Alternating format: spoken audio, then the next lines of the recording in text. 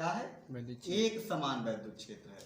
तो एक समान वैद्युत क्षेत्र का मतलब क्या हुआ कि जो बल रेखाएं बनेंगी वो एक तरह से समांतर होंगी। कैसे? इस तरह ये जो वैद्युत बल रेखाएं होंगी वो किस तरह होंगी? एक समान होंगी।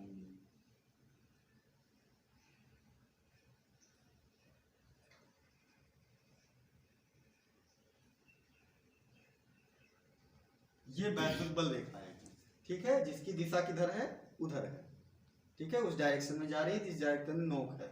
तो ये हो गया एक समान बाह्य वैद्युत क्षेत्र, ठीक है। फिर उसमें रखे गए वैद्युत द्विध्रुव, तो इसमें हम क्या करें? एक वैद्युत द्विध्रुव रख दें। क्या करें? एक वैद्युत द्विध्रुव रख दें। तो एक वैद्युत द्विध्रुव हम रख देते हैं।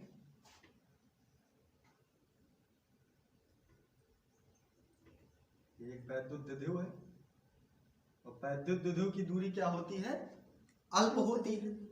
अल्प दूरी के होते हैं, मतलब जो इसमें और इसमें बीच में दूरी है वो बहुत ही कम है, बहुत ही अल्प दूरी है। तो यहाँ क्या हो जाएगा? यहाँ -q, इसके चार्ज जो है सेम है लेकिन अपोजिट है, ठीक है। चार्ज है सेम है लेकिन क्या है? अपोजिट है। एक प्लस है और एक माइनस है।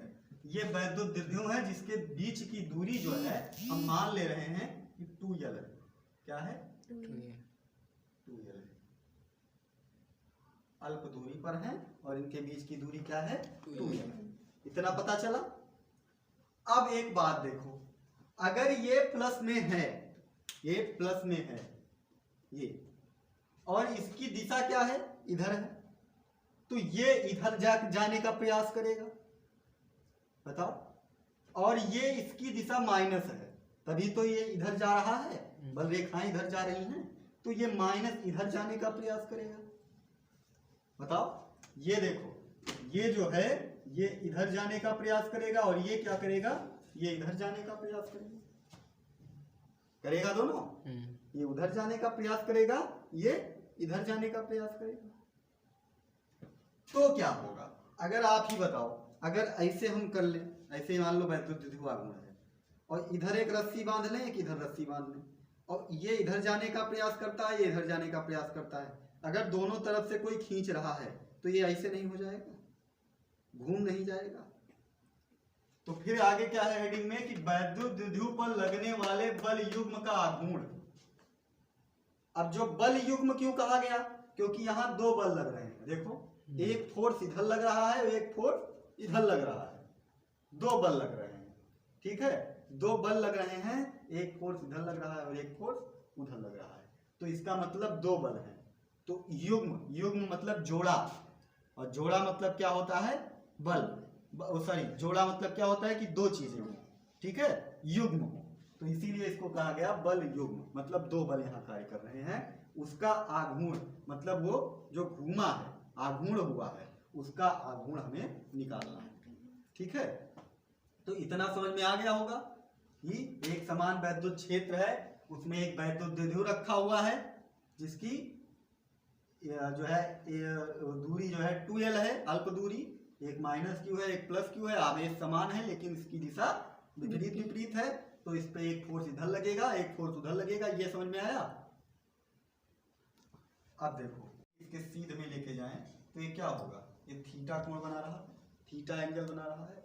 तो हम इसको कह देंगे कि ये जो द्विध्रुव रखा गया है ये कितने एंगल पर बन रहा है? थीटा, ठीक, ये बन रहा है थीटा एंगल पर। और एक बात और देखें कि इसमें ये जो फोर्स लगा रहा है वो फोर्स कितना है? तो आप बहुत पहले ही पढ़ चुके हो, जब विनीय सूत्र पढ़ा होगा 11वां में, क्या होता है? फोर्स जो होता है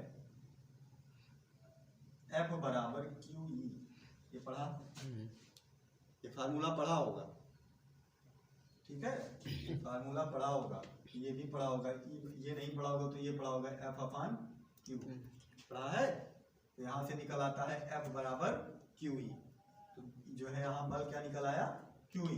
मतलब जो बल लगा रहा है ये इधर QE लगा रहा है और इधर भी क्या लगा रहा है? QE लगा रहा है, ठीक। ये भी बल QE लगा रहा है, ये भी बल QE लगा रहा है। और जो आघूर्ण होता है उसको हम टाउ से प्रदर्शित करते हैं। किससे प्रदर्शित करते हैं? टाउ से। और टाउ का साइन इस तरह होता है, इसको हम पढ़ते हैं टाउ। ठीक है, तो टाउ का फार्मूला क्या होता है? टाउ बराबर होता है बल और गुणे जो इसके और इसके बीच की लंबवत दूरी होती है। ठीक है, जो बलों के क्रिया रेखाओं, मतलब ये इधर बल जा रहा है, इधर बल जा रहा है, इसके और इसके बीच की लंबवत दूरी और बल का गुणा होता है बल आघूर्ण। तो इसके और इसके बीच की लंबवत दूरी अब हम कैसे निकालें? तो ये देखो, इससे हमने इसको यहां कर दिया और इससे अगर इस पर लंब डाल देंगे, ये लंब डाल दें तो ये वाला लंबवत दूरी हो जाएगा, नहीं हो जाएगा? ये वाला लंबवत दूरी हो जाएगा। अब ये एक समकोण त्रिभुज बन गया। ये क्या बन गया है? समकोण त्रिभुज। मतलब हम इसमें अब क्या लगा सकते हैं? पाइथागोरस प्रमेय। हमें पता है खाली 2l। क्या पता है? खाली 2l पता है। अब हमें क्या निकालना है? इसको, लंबवत दूरी को। तो ये बेस हो गया, आधार, और ये हो गया कर्ण, और ये हो गया लंब। अब जो साइन थीटा होता है वो क्या होता है? लंब बटे कर्ण। तो कर्ण हमें पता है, लंब नहीं पता है। ठीक है, लंब नहीं पता है, कर्ण पता है। अगर हम इसको a मान लें, इसको b मान लें और इसको o मान लें, ठीक है, a b o, तो देखो त्रिभुज a b o में, त्रिभुज a o b में क्या हो जाएगा? कर्ण लंब बटे क्या होता है? लंब बटे कर्ण, साइन थीटा। तो देखो अब यहाँ हमें इसको पता करना है। किसको पता करना है? लंब को। तो BO बराबर क्या हो जाएगा? अरे लंब बटा कर्ण, तो BO बराबर क्या हो जाएगा? ये भी। अरे यार मैं देखो इस तरह, देखो ये BO है, लंब है, कर्ण क्या है? 2l है, 2l, और बराबर क्या होता है? Sine theta. ये बराबर होता है, बताओ। तो ये साइन थीटा के बराबर होता है। BO यहां से क्या आ जाएगा? 2l साइन थीटा आ जाएगा।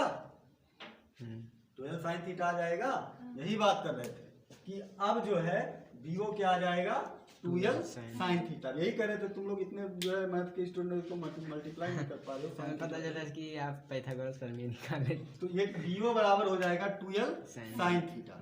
ठीक है, तो अब हम टाउ की परिभाषा, टाउ बराबर यहाँ क्या लिख सकते हैं? टाउ बराबर बल गुणे क्या? विस्थापन। विस्थापन कहाँ से आ जाएगा?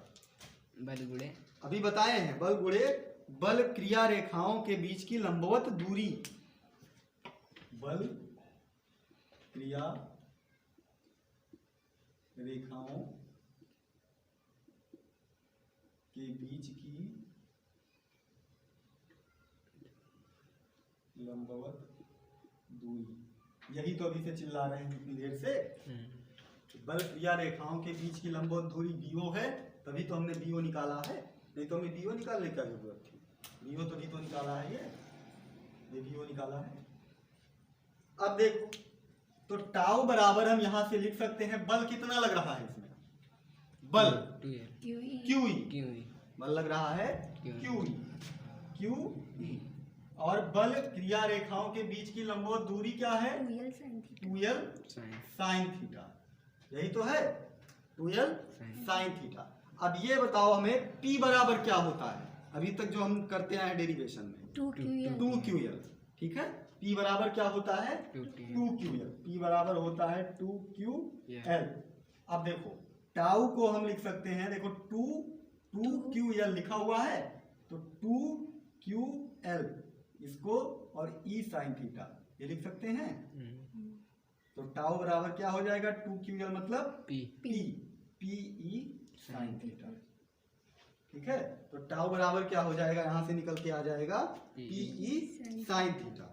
अगर इसको हम वेक्टर फॉर्म में लिखते हैं, सदिश रूप में लिखते हैं, तो यहां से क्या हो जाएगा? टाउ बराबर वेक्टर टाउ बराबर वेक्टर P गुणे वेक्टर E। ये हो जाएगा सदिश फॉर्म, ये हो जाएगा सदिश रूप में। ठीक है, तो यही आपका हो जाएगा बल आघूर्ण। अब अगर आप देख लो, यदि वैद्युत द्विध्रुव की दिशा जो है समांतर रखा गया है तो थीटा 0 होगा। कैसे? जैसे ये रखा गया है, अगर हम इसको इस तरह रख दें, वैद्युत द्विध्रुव को इसके समांतर रख दें, इसके समांतर, तो थीटा क्या होगा? 0 होगा। तो साइन थीटा की वैल्यू 0 हो जाएगी, तो फिर आघूर्ण क्या होगा? 0 हो जाएगा, मतलब वो घूमेगा नहीं। अब वो नहीं घूमेगा, अगर हम इसको थीटा 0 पे रखते हैं एंगल पे, तो ये नहीं घूमेगा। ठीक है, अगर हम थीटा को 90 डिग्री पर रखते हैं, इस तरह रख दें एकदम सीध में, इस तरह टेढ़ा नहीं रखते हैं, थीटा को कितना रखते हैं? 90 डिग्री रखते हैं, तो साइन 90 की डिग्री क्या हो जाए? साइन 90 बराबर 1 होता है, तो टाउ बराबर पीई हो जाएगा। ठीक है, तो यहाँ से जो है हम इसको लिख लेंगे। तो अब